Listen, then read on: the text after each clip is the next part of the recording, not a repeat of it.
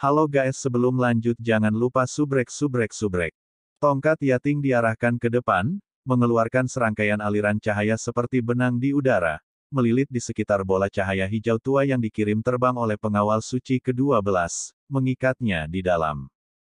Namun, bola cahaya hijau tua itu tidak mudah ditangkap, dan dengan susah payah berjuang bebas dari benang emas yang terjalin itu. Untuk pengikatan menyeluruh, Long Haoshen meletakkan tangannya di punggung Yating, memperkuatnya dengan energi spiritualnya sendiri, untuk akhirnya mengurungnya. Proses berikut ini sederhana. Tidak dapat menyelam ke dalam rawa-rawa, ular raksasa yang sudah terluka parah yang mencuri bola cahaya hijau tua itu hanya bisa mati karena serangan semua orang. Cair tidak bergerak, hanya memegang sabit besar dari Dewa Kematian di tangannya, dan bahkan yang lain tidak berani mendekatinya, karena takut benda ini bisa memotong apa saja menjadi dua. Cair tampak bingung, perlahan mengangkat kepalanya untuk melihat Long Haoshen di udara. Jika Long Haoshen dengan hati-hati melihat ekspresinya saat ini, dia akan menemukan bahwa di kedalaman matanya, beberapa hal yang terkubur dengan sangat hati-hati mulai meledak. Sebuah gambar mungkin bisa dipalsukan, tapi kenyataannya tidak. Jika bukan karena dorongan dari Long Haoshen, yang menanggung serangan ular raksasa itu adalah dia.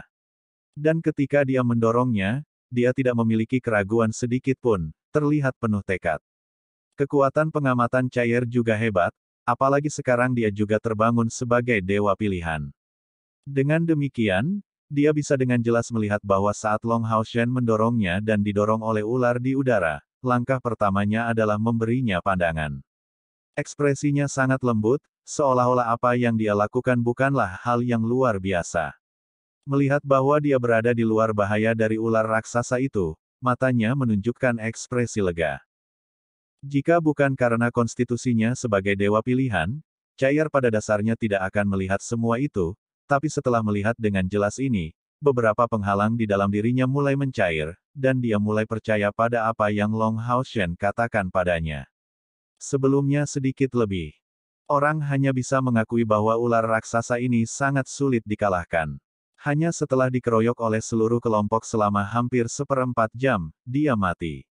Di tubuhnya, sepertinya tidak ada bekas luka fatal, hanya saja, pada saat benar-benar mati, tampak hampir terpotong-potong. Long Haoshen dan Yating sudah mendarat kembali di tanah, memberikan tampilan terkejut ke arah Cair. Fakta bahwa Cair campur tangan sudah merupakan pertanda baik. Sambil mengacungkan jempolnya, dia maju ke arah ular raksasa itu. Apakah ada yang mengenali binatang ajaib ini? Long Haoshen bertanya pada rekan-rekannya. Semua orang kehilangan kata-kata. Itu adalah pertama kalinya mereka bertemu dengan binatang ajaib reptil yang begitu besar. Wang Yuan bergumam dengan tidak tegas, itu seharusnya binatang ajaib dari peringkat ke-9, setara dengan salah satu pembangkit tenaga manusia kita dari langkah ke-8. Kalau tidak, itu tidak akan terlalu sulit untuk ditangani. Meskipun demikian, sepertinya itu tidak memiliki banyak kemampuan yang berbeda. Kecuali dari mengendalikan bola cahaya itu, yang terlihat hanyalah fisik yang tangguh. Melihatnya, tampaknya metode serangan utamanya terdiri dari menyerang dengan tubuhnya. Seharusnya senang melihat kami di sini. Han Yu mengerutkan kening, karena kami sudah mengalami kesulitan seperti itu, tidak heran jika tempat ini disebut Tanah Kematian. Jika dia bertemu satu orang, aku khawatir binatang ini tidak akan merasakan sedikit pun rasa laparnya. Aku hanya tidak tahu binatang ajaib macam apa itu. Itu disebut boa hutan, dan merupakan salah satu binatang ajaib tipe ular terkuat di benua ini. Raja boa hutan yang paling kuat adalah binatang ajaib dari langkah ke-10, dan sangat tangguh. Mereka kebanyakan ada di rawa-rawa dan daerah beracun, dan kekuatan serangan mereka sangat besar. Dan mereka ahli dalam menelan musuh.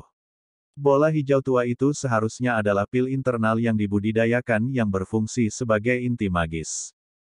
Pengawal suci ke-12 berbicara dengan suara tegas dan kuat, dan kata-katanya bergema. Namun, dia hanya memberikan pengantar sederhana sebelum menjadi diam.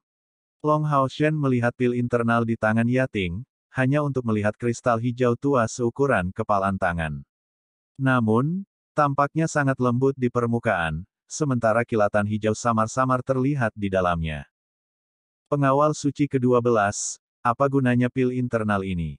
Long Hao Shen bertanya. Pengawal suci ke-12 menjawab dengan hormat, melaporkan kepada Tuan, pil internal boa hutan dapat memperkuat fisik manusia, secara substansial meningkatkan energi spiritual eksternal.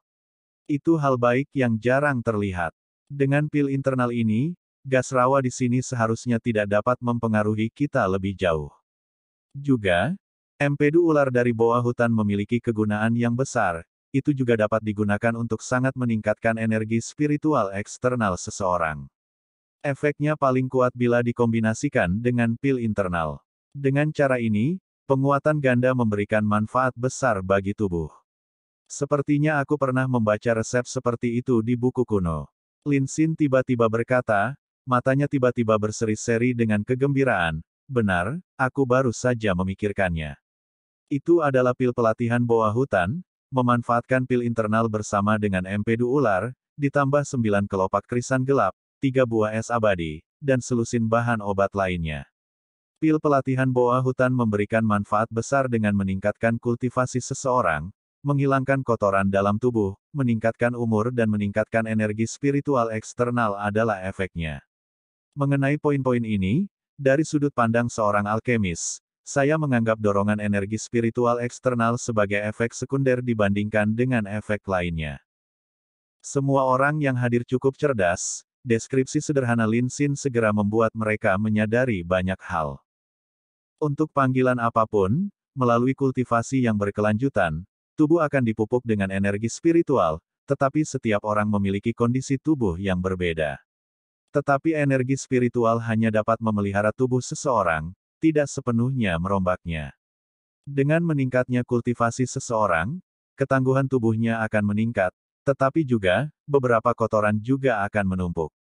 Hanya setelah menembus langkah ke-9 kultivasi, energi spiritual akan mengambil peran secara bertahap menghilangkan ketidakmurnian ini. Untuk alasan ini, umur pembangkit tenaga listrik dari langkah ke-9 jauh melampaui orang biasa. Jika pil pelatihan boa hutan ini dapat secara efektif menghilangkan kotoran dalam tubuh, dan meningkatkan kultivasi secara keseluruhan, maka tanpa diragukan lagi akan mengembangkan potensi pengguna secara luas.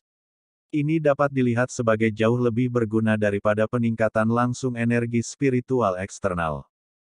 Jadi, ketika mendengar kata-kata Lin Xin, semua orang mengungkapkan ekspresi terkejut. Han Yu berkomentar, karena pil semacam ini sangat berguna, bagaimana mungkin kita belum pernah mendengarnya sebelumnya? Lin Xin mengangkat bahunya, itu karena Forest Boas adalah sejenis binatang ajaib yang telah lama punah menurut catatan. Bahkan metode membuat pil pelatihan boa hutan adalah sesuatu yang hanya saya lihat di buku kuno yang berharga. Tidak ada yang aneh dengan fakta bahwa Anda belum pernah mendengarnya sebelumnya. Long Hao Shen mengajukan pertanyaan, apakah Anda masih ingat tentang metode khusus untuk membuat pil ini dan jumlah yang dihasilkan? Setelah merenung, Lin Xin menjawab, pada dasarnya, pil internal yang kental biasa dan empedu harus memungkinkan untuk membuat 8 hingga 12 pil pelatihan boa hutan. Untuk benar-benar menghilangkan kotoran di seluruh tubuh, setidaknya diperlukan 8 pil. Untuk cara membuat pil ini tidak terlalu sulit, yang terpenting adalah mencari bahannya.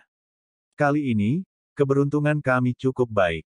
Tentu saja, jika kita bisa membunuh Raja Boa Hutan, itu tidak akan sama.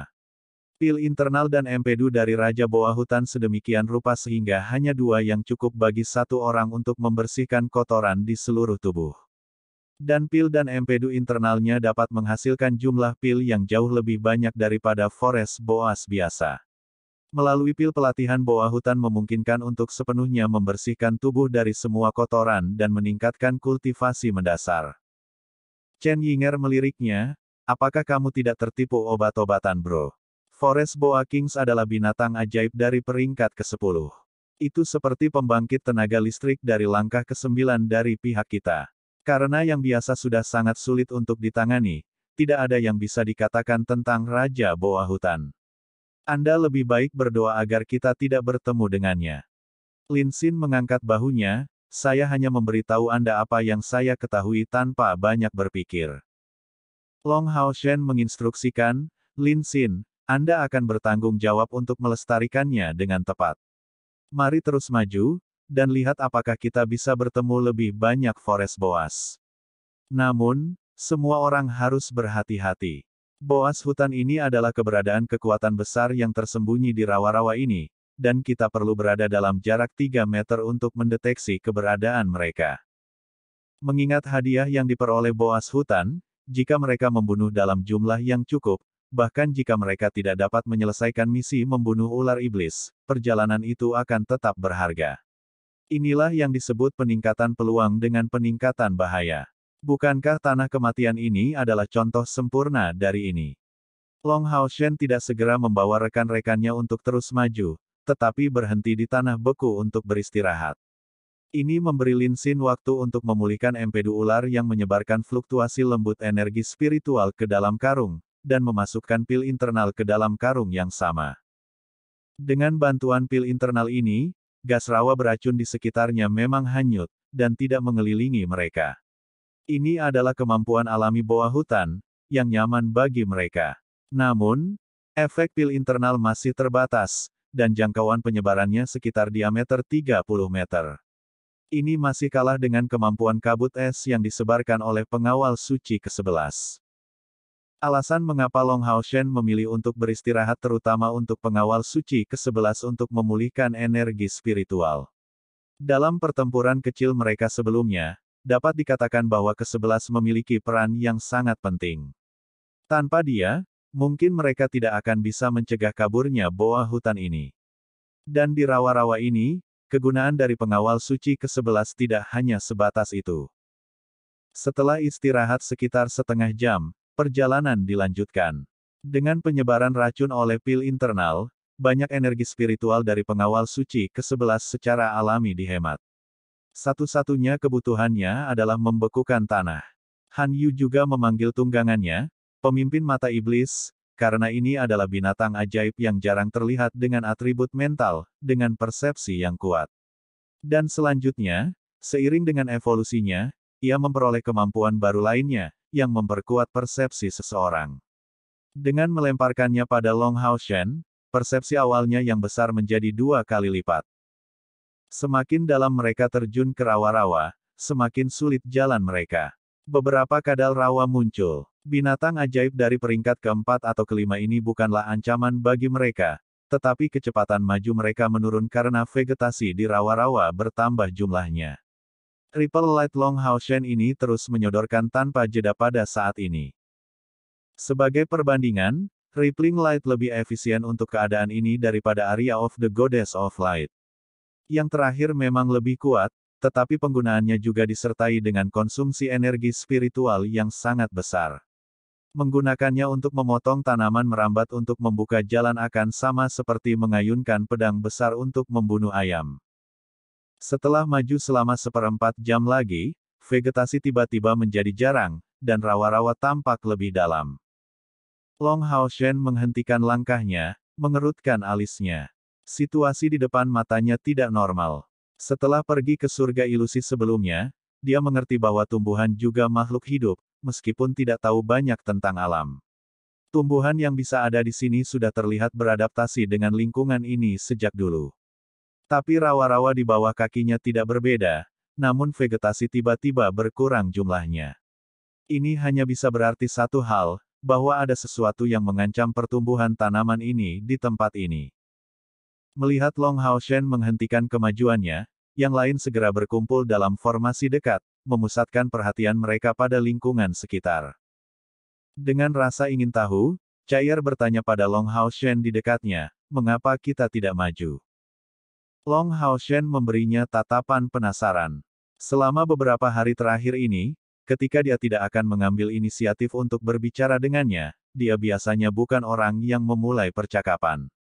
Dan dibandingkan dengan sebelumnya, dia terkejut menemukan bahwa tatapan Chair saat ini sebenarnya jauh lebih lembut. Mengenalnya dengan sangat baik, Long Haoshen bisa merasakan setiap perubahan kecil dalam dirinya. Jauh di lubuk hatinya, dia sampai pada kesimpulan bahwa mungkin setelah meluncurkan serangan sebelumnya, dia memulihkan beberapa jejak ingatan. Tapi dia tidak menyangka bahwa perubahan Chair sebenarnya bukan berasal dari ingatannya tetapi karena perhatiannya saat melindunginya.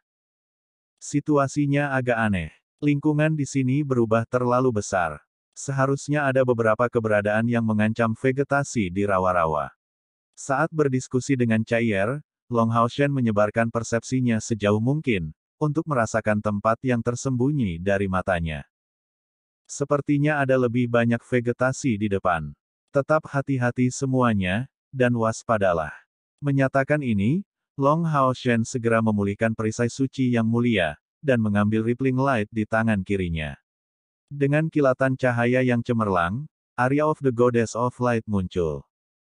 Karena rusak parah dalam pertempuran sebelumnya melawan Boa Hutan, Glorious Holy Shield rusak parah, dan tentu saja tidak sebaik memilih gaya pedang ganda disiplin Knight. Melanjutkan ke depan untuk sekitar 100 meter, persepsi Long Haoshen ini pasti diverifikasi, dan beberapa vegetasi mulai muncul lagi. Namun, itu benar-benar berbeda dari semua vegetasi yang mereka temui sebelumnya. Tidak ada tanaman merambat, hanya pohon dan bunga yang sangat besar.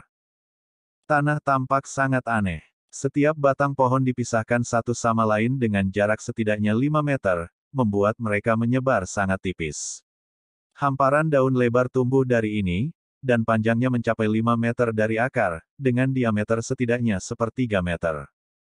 Hal yang paling tidak biasa adalah puncak mereka, terdiri dari kuncup bunga yang sangat besar, cukup tebal untuk membungkus 2 orang. Kuncup bunga itu rapat, dan sejauh mata memandang, tidak ada satu pun bunga yang mekar. Tubuh besar mereka sedikit bergoyang karena gas rawa beracun. Ketika tiba di sini, semua orang memiliki perasaan yang sama. Itu adalah perasaan tenang, tempat ini memang terlalu tenang. Tidak ada suara, dan satu-satunya jenis vegetasi yang ada adalah kuncup bunga ini. Bahkan angin yang bergoyang oleh tubuh mereka tidak mengeluarkan suara sedikit pun. Dalam perjalanan mereka ke sini, mereka juga tidak menemukan serangan dari binatang ajaib manapun. Ketika suatu tempat terlalu sunyi, itu akan memberikan perasaan keheningan yang mematikan. Itulah yang dirasakan kelompok Long Haoshen. Kalian semua, tetaplah di sini untuk saat ini. Han Yu, Anda akan mengambil alih tempat saya akan mengintai di depan. Long Haoshen menyatakan dengan suara yang dalam. Dalam situasi yang aneh ini, dia memutuskan untuk mencari sendiri. Bunga-bunga besar ini tentu saja aneh, hanya saja mereka masih belum menunjukkan alasannya. Melambaikan 4 sayap spiritual di punggungnya, dia mengeluarkan api suci yang lembut. Pada saat ini, dia tidak bisa tidak mengingat Bai Xiaomo dari saat seleksi pasukan perburuan iblis. Tanaman belum tentu semuanya damai. Pada saat itu, bukankah Bai Xiaomo cukup merugikan Yang Wenzhao melalui penggunaan tanaman? Melangkah ke depan, Long Haoshen hanya beberapa puluh meter jauhnya, penglihatannya menajam dalam sepersekian detik. Saat ini, dia berada 20 meter dari bunga-bunga besar, karena dia tiba-tiba merasakan bahaya naluriah. Namun, dia tidak menghentikan langkahnya, malah mempercepat, sampai tiba di depan bunga besar yang berdiri di posisi terakhir barisan. Kemudian, ketika dia berada 5 meter dari bunga itu, sebuah perubahan tiba-tiba terjadi. Bunga terdekat dengan Long Haoshen tiba-tiba bergoyang, dan segera, stolonnya yang tebal tiba-tiba turun. Bunga besar itu langsung menghantam Long Haoshen. Seiring dengan teriakan aneh, kuncup bunga besar itu tiba-tiba terbuka, seperti bibir kelinci yang besar, mengarahkan gigitannya tepat ke Long Haoshen. Setelah dibuka, kuncup bunga ini terlalu besar. Itu tanpa diragukan lagi cukup untuk menelan Long Haoshen dalam tegukan. Dan tepat saat membuka, bunga itu mengungkapkan bentuk aslinya yang menyeramkan. Itu memiliki 3 kelopak besar berwarna darah, dan memiliki gigi tajam di sekujurnya. Gigi tajam ini memiliki ujung depan yang tajam, sedikit melengkung ke belakang, dan tampak sangat tebal. Seperti kail yang tajam, jika seseorang digigit oleh sekumpulan gigi seperti itu, berjuang bebas bukanlah hal yang mudah. Aspek yang cukup untuk membuat seseorang merasa basah kuyup, adalah bahwa setelah membuka mulutnya, area tengahnya menunjukkan wajah licik yang jahat, dari mana teriakan tiba-tiba itu bergema. Long Haoshen membuat persiapannya untuk bertindak sejak lama, dan saat bunga besar itu menabraknya, dia sudah bergerak ke atas. Dengan auman naga, kedua pedangnya berkibar tertiup angin, dia berputar dan membumbung tinggi dengan menakjubkan. Itu adalah serangan naga naik. Sebuah cahaya terang yang mencolok memantulkan bagian tengah tubuh Long Haoshen, dan dengan munculnya naga emas yang melonjak, dia menabrak bunga besar. Engah! Cairan merah gelap tersebar ke segala arah, dan Long Haoshen mengambil bentuk cahaya cemerlang di langit, mundur ke arah rekan-rekannya. Tepat pada saat yang sama dia menemukan bunga besar ini, beberapa bunga di sekitarnya juga mencoba menggigitnya, rimpangnya membengkak tiba-tiba. Segera, udara dipenuhi dengan teriakan sedih. Bunga-bunga besar ini sangat kuat, dan orang dapat dengan jelas melihat bahwa mereka pada dasarnya tidak takut pada api suci yang dipancarkan oleh Long Haoshen. Tepat ketika yang lebih besar bentrok dengan Long Haoshen's Ascending Dragon Cry, itu hanya kehilangan kelopak besar, dan tidak hancur berkeping-keping sama sekali. Serangan naga Ascending Long Haoshen bertabrakan langsung dengan gigi tajam itu, dan benar-benar menghasilkan suara dering yang intens, bersama dengan percikan api. Dan satu-satunya kelopak yang hancur adalah kelopak yang menopang kekuatan ofensif yang kuat dari Arya Dewi Cahaya. Dengan kepakan sayap spiritual, Long Haoshen yang terbang memiliki peningkatan kecepatan yang tajam, menghindari serangan beberapa bunga, sebelum kembali di antara barisan rekan-rekannya. Rimpang dari masing-masing bunga besar ini ukurannya terbatas. Tidak dapat meraih Long Haoshen, mereka tak henti-hentinya berteriak kegirangan. Dan semua bunga besar bergoyang lebih keras, menyebarkan uap merah muda, mengarah ke arah kelompok Long Haoshen. Hati-hati, Long Haoshen berteriak. Tanpa perlu instruksi, mantel suci muncul di depan mata. Sementara itu, pengawal suci ke-11 sekali lagi melepaskan udara dingin yang bertujuan untuk membuat sekeliling menjadi es. Namun, yang mengejutkan, uap merah muda itu tidak terpengaruh sedikitpun. Masih maju ke arah mereka, itu dengan cepat menempel pada permukaan mantel suci. Dengan suara puff yang berulang, mantel suci bertahan kurang dari 3 detik sebelum langsung meleleh. Semua ini terjadi terlalu cepat. Meskipun Long Haoshen segera menindaklanjuti dengan mantel suci lain, beberapa uap merah muda masih masuk. Mantel suci Long Haoshen pada akhirnya berbeda dari milik Han Yu, karena perbedaan kemurnian energi spiritual mereka, sehingga ketahanannya jauh lebih besar. Dari tangan Lin Xin, beberapa api biru dengan cepat ditembakkan, menyapu uap merah muda. Tapi anehnya, uap merah muda itu bahkan tidak bereaksi di depan api Heart of Fire yang sangat panas, dan hanya diarahkan sedikit di bawah serangannya, sedikit berubah arah.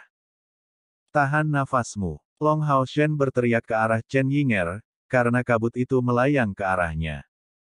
Reaksi Chen Yinger sudah sangat cepat, tapi dia masih menghirup sedikit kabut merah muda itu. Aroma manis membuatnya merasa kosong, dan dia segera menjadi pucat. Long Haoshen baru saja melepaskan mantel suci lain untuk melawan korosi dari uap merah muda yang mengerikan ini. Dia memberikan pandangan cemas ke arah Chen Yinger. Chen Yinger masih tampak kosong, mengarahkan pandangannya ke depan sebelum perlahan bergerak maju, menghadap ke arah bunga-bunga besar yang menakutkan itu. Kesadarannya tampak benar-benar hilang. Wang Yuan dengan cepat menariknya kembali, dan reaksi Lin Xin sangat cepat. Dengan cepat mengeluarkan cairan biru dengan cepat, dia memasukkannya ke dalam mulutnya sendiri sebelum tiba-tiba mengembuskannya ke wajah Chen Yinger. Dari menggigil dingin, Chen Yinger segera terbangun. Apa yang baru saja terjadi padaku? Melihat Chen Yinger bingung, semua orang tidak bisa membantu tetapi merasa kewalahan dengan keterkejutan. Meskipun kekuatan pertempuran Chen Yinger tidak banyak, dia masih merupakan pembangkit tenaga listrik dari langkah ke-6. Menjadi pemanggil dari langkah ke-6, dia benar-benar kehilangan kendali dari sejumlah kecil uap beracun. Melihat betapa kuatnya uap beracun merah muda ini, tidak heran jika area ini tidak memiliki apapun selain ini. Kami akan kembali. Long Haoshen membuat keputusan dengan cepat, karena mereka tidak memiliki cara untuk menangani kabut beracun merah muda itu saat ini.